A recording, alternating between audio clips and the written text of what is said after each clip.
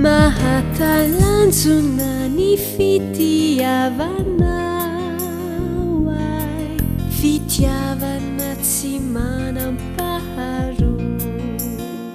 tsy mety ritra tsy mba mety hovonoina,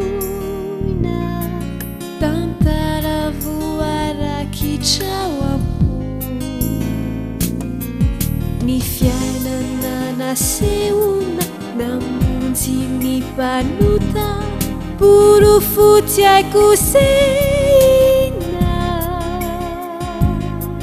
zay ny hevitrany natsapa avoko, nangoraka toko ny fo, ny lohabaviteny no ireny rehetr'ireny,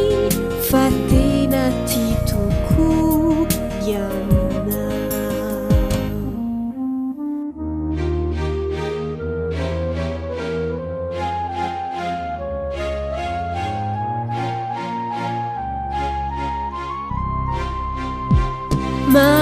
Mahatalanjona ny fitiavanao ay, fitiavana mandraky izay dory,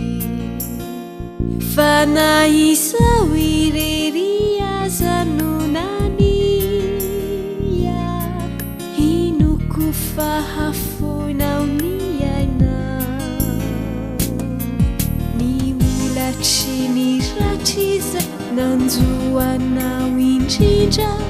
borofotsy aitoerina,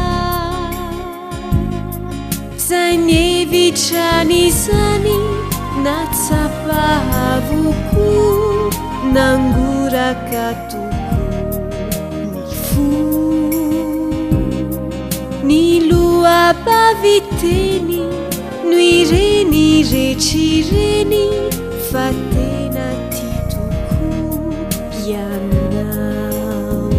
Mahatalanjona ny fitiavanao ay, fitiavana tsy misy fetrako, na iza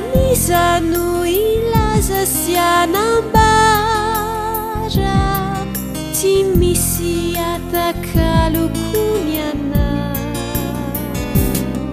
ny fiverenanao indra ho avy tsy ho ela, borofotsy azo lavina, zay ny hevitrany natsapa avoko, ny hafaliniza ny fo, ny lohabaviteny no ireny rehetr'ireny.